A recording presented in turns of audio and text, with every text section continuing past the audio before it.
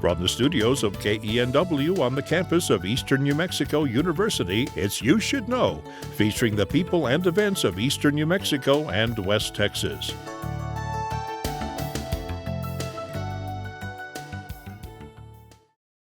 Thank you for joining us today on You Should Know. I'm Evelyn Ledbetter, and our guest today is Curt Jaynes with the GardenSource. He and his wife Lisa own this business, and he's here today to help us get ready for spring and getting our garden in our yard. So, Curt, thanks for coming in today. I've been looking forward to this all week to learn, because I love to garden and be outside. Good. Thanks for having us, Evelyn. Definitely.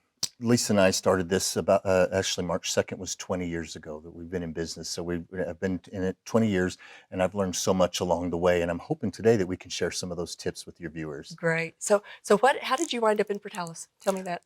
When I graduated high school, I went into the military. And then when I came back, I went to college here in Portales, and I just fell in love with the area. So that's why when I retired from the military, we moved back here to be back close to family. And having a small business in a small town isn't easy, but you've been here 20 years, so you must be doing something right. We're very excited, yes. We've learned a lot along the way, but the nice thing about it is the people here are amazing, and we've been very blessed. Well, and I've been lucky. I've known you for a long time. Our kids went to school together. I'm not sure, probably all the way through. I'm not sure. I think so. But yeah, so known each other for a long time. Yes. So what are you going to teach me today? Well, the topic that I'd like to talk about is what to do for the spring. You know, how to get ready for your plants and your trees and shrubs and all that for springtime. Because let's face it, spring comes once a year, so we got to make sure and stay on top of it. The one thing that I want to start with is trimming of your shrubs. Okay. Now, we have those spring blooming shrubs such as lilac and forsythia, and a couple of those like that that we really, really like. But I want to give you a tip on that. Whenever you're trimming those shrubs, you should never trim past about the 4th of July. And here's why. Those spring blooming shrubs bloom on old wood. So if you go and trim in January or even December, you're taking away where all your blooms are going to be. I did not know that. Yeah, a lot of people don't. Know that. A lot now, of people roses don't. are different. Roses are different. I like to use the analogy of Valentine's Day. We give roses to our sweetheart or what have you. But so that's what I always use as a rule of thumb is trim your roses about February 14th, right around in there. So better in the spring versus the fall on your roses. That is correct. Okay. Yes, you can trim them in the fall, but in my opinion, the best time is in the spring. That way you can take away any dead wood that has developed over the winter, what have you. But they actually bloom on the new growth, not on the old. That's right. But your lilacs and things like that, that's on the old growth. Old growth, yes. I did not know that. Yes. Okay. So after it blooms, trim it then, so that way you get your growth for the rest of the season, and then you're ready for next spring, if that'll work for you. Okay. Now, other shrubs such as, I'm just going to use an example, photinia or crepe myrtles, things like that, you can trim those right now in the spring as well. And whenever you trim a shrub, you always want to trim above what I call a nodule. Now, a nodule is on the branch. There's a little nodule where the growth is going to come out, either the leaf or the bloom or whatever. So always trim above that. Above, because if you take below, you're not going to have that bloom. That is correct. Okay. Yes, or that new growth from there. Yes, and then that leads us into the pruning of the roses, and it's very important on those that whenever you trim your rose, you go across, again, a nodule, and you trim at an angle above it, because that's where your new growth is going to come out, and you're going to have a big, beautiful bloom on that. I've been messing up this whole time. Oh, have you? I have. You probably had some beautiful roses, but just imagine how beautiful they'll be whenever you do it the correct way. Yeah, I get to learn. Yes. And one thing about roses, while I'm talking about that, is we all have items in our kitchen that we, just throw in the trash, but why not use it to fertilize our plants naturally?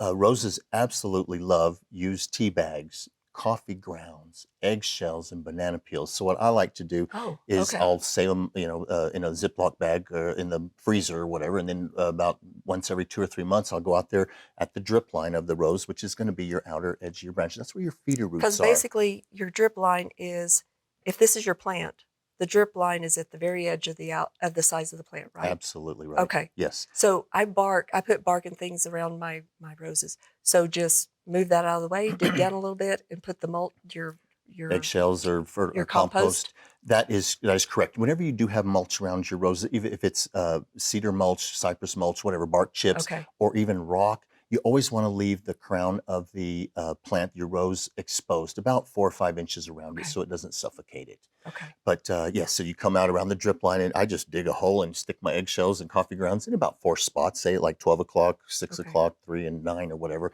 That way, the feeder roots can take those nutrients up in there, and I tell you, you're going to have beautiful roses. So just save all those things: tea, coffee, banana peels. Was there something else? Tea, coffee, banana peels, and eggshells. Okay, and just put them in a zippy bag or a can or whatever. Throw it in the freezer. And then when you're ready to just fertilize, pop it down in there. yes. Okay. That way you don't have the smell or the stench Oh, as well. okay. Yep. Okay. Another thing for spring is dividing of our perennials. Now, a perennial, for those that don't know, is a plant that will die naturally with the freeze and over the Okay. winter, will overwinter and then come back the next year. But if you've had perennials in your yard before, such as daylilies, phlox, there's a whole slew of them, they tend to get wide and Mhm. probably the middle doesn't look as fresh as they should. So they've played out. So what I like to do is just dig that up and then just take a shovel and slice it into pieces and move it around, share with your friends, just rejuvenate the plant. And that is very important, about every 3 years or so. So basically, when you have an annual means once. That's right. Once a year. Your perennials, they come back every time, which is nice because you save money. Absolutely. And then you have the plant coming back. So tell me, I have Ruston sages. Mhm. They're very invasive. Yes, they are. Do you recommend putting them in a pot? Or do you actually go in and dig down and separate, or what do you do? What I like to do on the Russian sage, let's face it, most of your shrubs do better in the ground when they Right. can spread their roots And the grow. freeze and everything else. It just is ideal scenario for Okay. 'em. Yes, Russian sage does tend to spread. So you can either dig it up and divide it, or you can just, again, pull up the little feeders or suckers that Right. come off the sides and Right. get rid of those. But one thing about Russian sage and your, say, cherry sage, which is also known as Uh-huh. a Texas sage, Right. is you should, and a butterfly bush, you should always trim those back to about 6 inches In the spring or fall? in the spring. In the spring. Yes, Okay. because your butterfly bushes and your those plants like that will come back more robust and have bigger blooms. If it comes out on old wood, which is tired wood, Okay. is what I'm talking about, then your blooms won't be as nice as they Okay. will when you trim them down. Okay. All Okay. right. So, Um, let's also talk about fertilizing. I mean, we touched on it a few minutes ago about the roses, but let's face it, there's fertilizers that are for your lawn. There's fertilizers for trees. There's fertilizers for shrubs. There's fertilizers for pecans. Everything. There's pretty much a fertilizer for everything. well, nutrients. Every plant needs something different. Just like when we're eating breakfast Right. or lunch, we're always trying to eat something healthy most times, just so we can stay healthy. The same with your Okay. plants. Okay.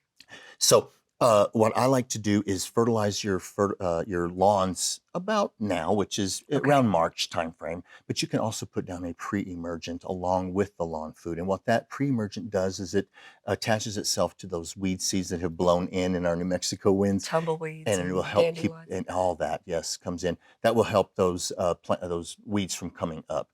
Now, let's face it, we're only as good if you put your pre-emergent down until the next windstorm when it blows more in. So you can do it a couple of times if you'd like. Okay. But the pre-emergent, in my opinion, is very important, but you don't want to put pre-emergent around trees and shrubs. You need to leave around from the drip line out is where you put it, not from the drip line in. And 'cause a it can damage pre-emergent basically keeps something that's coming from seed from coming up. from growing. Yes. So you wouldn't want to put pre-emergent down your lawn and then immediately reseed or overseed because it's Because you not going to can't. work. And how long is the lifespan of that pre-emergent before you need to put it down again? They recommend at least 6 weeks before you Okay. either plant or apply it again. But you shouldn't have to. Usually in the spring, all of our weeds have come up and the ground temperature hits 60 Right. degrees, about mid-April, early May. So putting a pre-emergent back down may or may not be effective. So at that point, when you'd want to do like a weed and feed or spray Okay. your weeds. Because I put mine down about 2 weeks ago. I was waiting. I hope we had a snow because I could put it down and then it would take it into the soil. But we didn't have any moisture this year. We did not. But we could put a pre-emergent also. Can we put that where we have xeriscape and keep weeds from coming into there? Yes, you can. Just Okay. keep it away from your favorite plants. Okay. That's Okay. for sure. Will Yes. do. Okay. Now, one thing before we move on to the next item here is when it comes to the pre-emergent, read the directions because they all have different directions. But one point that I really want to bring up is when you put lawn food down, you immediately water it 10, Right. 15, 20 minutes because you want that to get down into the roots, is where it's going to uptake the fertilizer. With pre-emergent, you want to lightly water it just enough so that it breaks down the little granules of Granulars. the pre-emergent to stick to the weed seeds. But it doesn't take it down so far Correct, or past wash it off. Okay, what about pets? If you put that down, keep your pets off of it for a little bit, Until you've watered it and it has dried. Okay. That is correct. Okay. But always read the label, Read because the like label. I said, there's many different products out there with different warnings on it. Okay, okay. Yeah. Let's talk about watering techniques. When it comes to watering your lawn, obviously follow the local watering schedules, but you should water deeper, less often. A lot of times people put their sprinklers on 3 days a week Right. at 10 minutes. Well, if you put say a soup can or tuna can out there and run it for 5 minutes and you go and look, you're just barely going to have any water. You want to water so that it brings those roots down. Versus surface. That is correct. Because if you just have light watering, your plant's not really going to get healthy and get down into the soil, right? It's just going to stay right on the there. surface. And so when it gets hot and dry, Absolutely. it dies. Yes, you want to bring those roots down And further. make it where it has sustainability to keep Yes, going. absolutely. Okay. So you know a lot Well, about this. Yeah, I've dug in the dirt a lot. And let's talk briefly about systemic insecticides. A systemic insecticide is basically a chemical that you mix with water and you pour it around the base of your plant, and it goes up through the plant, and it keeps the insects away for the season. And that is very important for our trees and shrubs and things like that. Okay. And later we'll show you a demonstration of what we're talking about. And I do use that on my roses. Good. Okay. As you should. Okay. Last thing I'd like to talk about is grubs. That's the vein of every homeowner. They're June bugs, right? They are, yes. And I will give you a quick synopsis of the life cycle of a June bug. Let's start in June, or June, July, bug. depending on the time of year. They mate, and then they lay their eggs in the lawn. And a lot of times it's around, say, near a porch light or a street light, somewhere like that. They lay their eggs in the soil, and then they hatch, and they are the grub, which is that little white yes, the little word nasty looking thing. They feed on your roots of your plants, and you'll know when you have it because the spot that it'll be at might look like a little light colored, or you can go out and you can lift it like up. literally just lift the sod. It Yes. just And maybe cuts it off underneath right it, at yes. the roots, right? So you want to use a preventer, a grub preventer or a grub killer. Sometimes they have the 24-hour ones. They have some that are season long. There's different ones like that. But grubs can do damage. They can even do damage in your flower beds, your vegetables, things like that. So always read the directions on the grub control before you put it around your vegetables or something you're I going to eat. think I usually use Dicyston. Would Yes, that that's be one right? of them. Yes. And the benefit is I don't, I have pets. It keeps the fleas and ticks and everything off my pets as well. I just put it down and water it, keep my animals off of it for a day or so. And then not, because it's sick, you've just got this patch of brown and you go out there and lift, and it just sawed it off right at the roots. You can just lift it up like you're lifting a rug. Right. And the nice thing about that is if you catch them in time and you kill them with the grub killers, that grass will most definitely root back in if it hasn't been too much damage. And is that something that you have to put on more than once a year? Do you, or like Yes, do you it should. all through the season? Well, what I like to do, and of course every situation is different, I like to do it in the spring, early spring, because as the winter comes along, those grubs go down after they fed, they go deep, and then they come back up in the spring and they're going to feed again. Okay, so you want to put that down then, and then you want to do it again after the June bugs have flown and laid their eggs. That way you get the new ones. Okay, well, great. You know, we could keep talking forever. We just barely touched the surface, barely. didn't we? Just barely. So at least, you know, I know a lot of people garden and it's a pastime, and it's good to get outside in the sunshine. And, yes, it is. you know, we've got our longer days right now and have a little bit of time after work. And if our wind ever dies down, as the temperatures warm up, hopefully that'll happen. that will be amazing. We're ready, right? Yes, I am. I know we always have that Easter Spring spell fever. and everything. You know, my Bradford pears, I'm sure they got blitzed last week with the freeze, Yeah, I'm sure they but did. the blooms are gone. So, Yes. Curt, you brought some things to show us, like the actual products that we can look at and learn. So let's take a little bit of a break, and then we'll get set up and show us what all you have that we can put down and make our yards and everything beautiful for coming for this summer. I'm looking forward to it.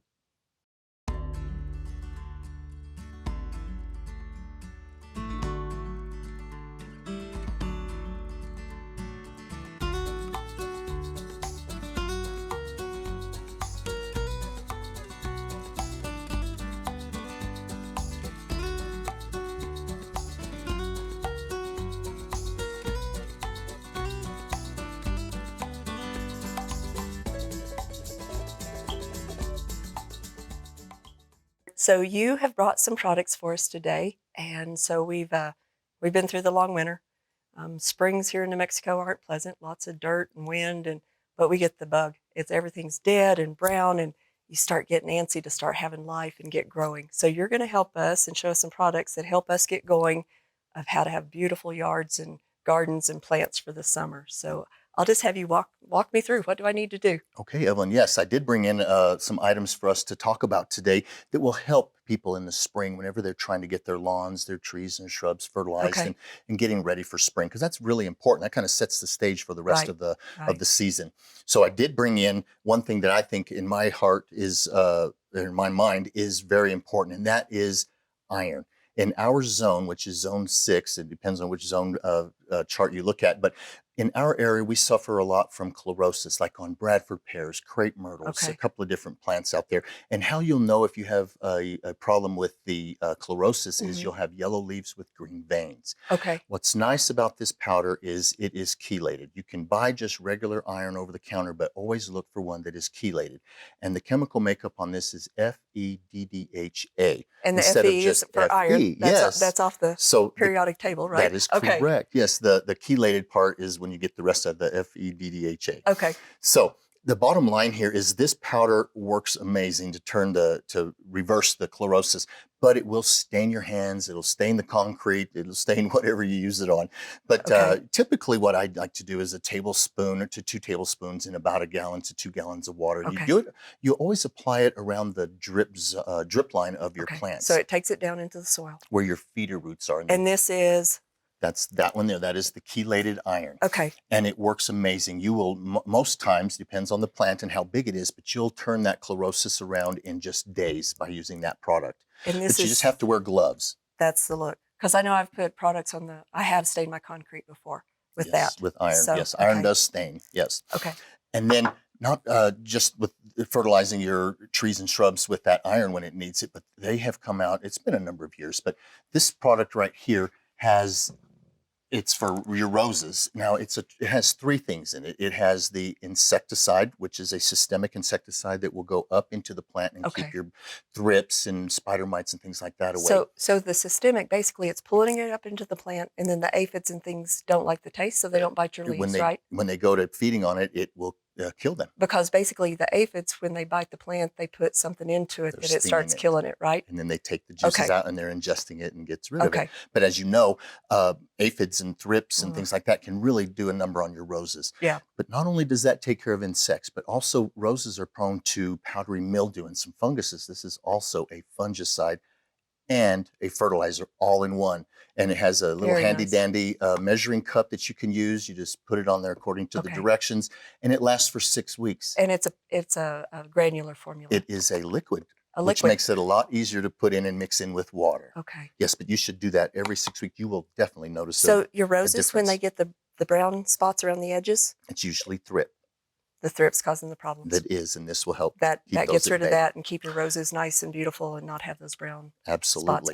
And you should start early in the season, like right now, putting this down. Put it down before you even get close to having a bud. Correct, because it has to work its way up through the plant. Because basically, if you've pruned, you've pruned either in the fall or the spring, and then your leaves are just now starting to come out. Budding out. So way before you get to a point of even having leaves, you start putting that in to get correct. Ready. Yes, that will make a big difference, yes. Well, I'm going to get some of that. Now, likewise, if you just have trees, like say, for instance, in our area here, we have elm trees that get the elm bark beetles. We may have, say, an ash tree that can get the emerald ash borer.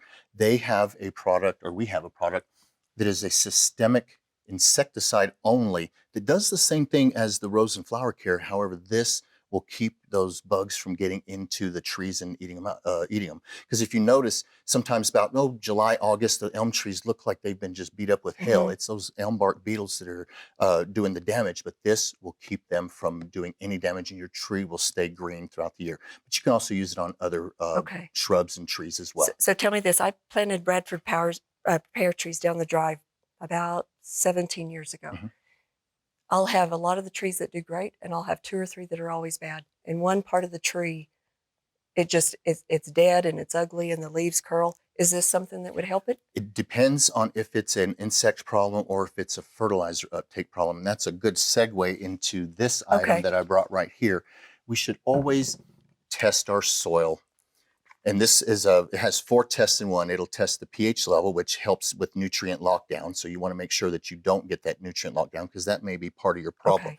But it also tests for phosphorus and potash and potassium Okay. in your soil. Then you know where you're at. But what's nice about this is it has a chart in there and it'll tell you what the pH level and the nitrogen levels are for, say, roses, asparagus, any plant that you have. There's a very comprehensive, detailed chart that'll tell you Of what how to fix it. What that pH needs to be for that plant. Yes. So and basically, as people, if we eat something healthy, then we tend to do better. If our plants have the healthy nutrition from the soil, that's what this tells me. I have used that analogy many times. We eat to stay healthy and stay, avoid diseases. The same thing with your lawn, your trees, your shrubs. Okay. It's important to do that, to have it tested. So that way you know what to add. And let's say you're down a point on your pH. It'll tell you what to add and how much to add to bring your pH back up. So you just can't eat sugar and ice cream. No, that doesn't usually do well. You need That's good right. stuff for your soil. That's right. That's right. Okay. Now, so what else? Whenever it does come to having pests on your plants, this is something that it's new to me. We can get the hose end sprayers, but they tend to just beat your plants up with that amount of force that's going out there with the product you're using. This is a mister. Okay. So you're going to be able to get under the leaves, on top of the leaves, up in the little nooks and crannies of the plant and around the soil. So this right here would be very helpful. So that way you can take care of your insect problem or fungus problem, whatever, all at once. Inside and outside? Because I tend to get spiders and little webs and stuff on some of my inside plants. Yes, so this is great. It doesn't make a mess and you can get it exactly where you need it. That is correct. However, if you're going to use it inside, make sure that your fertilizer or your chemical that you're using is safe for indoors. You don't want to get hurt. Gotcha. Okay? Gotcha. Okay. So that kind of gets us going on some items there. I do want to add one more thing is you should always fertilize your trees and shrubs when we know there's not going to be a freeze again. And so with New Mexico, that's a tough one. We never know. Yes. Okay. The reason you want to wait till after we know we're not going to have a killing freeze is if you fertilize prematurely, it's going to have that tree or shrub try to grow or your lawn. And if we do get a freeze, it's really going to set that tree back. Okay. Okay. Just like I had my Bradford pears bloom out and then we got that cold weather. And it's always so sad because they were so beautiful the day before. They were. I got 3 days and I wait all year to get those blooms. Exactly. A lot of people wait for their apricots and peaches to do the same thing. Okay. As we're moving along here, a lot of times we go on vacation, and especially here in New Mexico, in your drier climates, your container gardens will dry out. This right here is a terracotta spike that you put water in the container, and then you put it into your plant, and it slowly releases the water. So that way, if you water in the morning and it's 90 degrees outside, when you come home at night, usually it's bone dry. This keeps it moist throughout the day. These are really, really handy. I actually use some of those. I don't have the terracotta on the bottom, but I do use some of the bulbs on some of the plants when I'm away. They work amazing. Okay. And what else? As we're moving along, I brought this in. It is a fairly new blend of fescue, and most people know fescue seed or fescue grass does not spread. Sure. Bermuda does. It gets into your flower beds and everything. This is an improved fescue that does spread, is traffic tolerant, drought tolerant, heat tolerant. It's amazing. It does have the underground rhizomes. So if you have an area that you just can't get to, I have one. This and works I do have amazing. fescue. And it's seed. Okay. And it's really good because it'll take the shade or the sun. Perfect. Okay. Perfect. Now, the other thing that I like to do and talk about to use, in other words, are a line of fabric pots. And I just brought in some examples today. But a lot of times we want to grow vegetables in our yard or just a couple of flowers. And let's say for an older person or you just want to be able to move it in and out of the sun, these are amazing because, first of all, they're very light. Perfect. You can pick it up and move it because they have the handles. You can adjust it however you want. If it's, in May, it's not as hot as it is in July. Now you have it in the sun, you can move it out. Okay. But what's nice about these is you can grow anything from vegetables, plants. You can even grow some trees in your bigger ones. And a lot of people do. And they're so easy because at the end of the season, you dump your soil out, wash the bag, and reuse it next year. Perfect. And they're so handy and they don't take up a lot of space. Okay. Okay, so there's many different ones of those. Would that be something that you could use to start your bedding plants? It is, definitely. Okay. Then you can just move them out into the yard for the But summer. obviously, if you're in the house, you need to put something underneath them to keep them Yes, from you will need running your a floor or your carpet. Okay. That is true. Okay. Yes. But you can reuse them season after season. Absolutely. Perfect. And the last thing is this. I brought in this Fox Farm soil. It's called Ocean Force. Why I like it is because it has earthworm castings, bat guano, dolomite lime, all the nutrients you need for a healthy growing season. That's it's amazing. Really neat. Yes. So good soil health, and that gets us where we're ready to get going, get those green going in the plants, and get ready for a good season. I know. It always makes a good point when you start early. Okay. All right. Well, that's some great hints to get started with and get a good foundation, basically. Yes, absolutely. And get going. Yes. Okay. Well, you've brought a lot of good information to us, and so I'm ready to come in and get going. So that's pretty much all the time we have for today, but I appreciate you coming in. Problem. And it's been great talking with you. I always learn so much. Well, good. I hope so. Yeah. Thank you. Yeah, we could do this a lot. So thank you for being here. You're welcome. And for all of you out there, thank you for watching. And we will see you next time on You Should Know.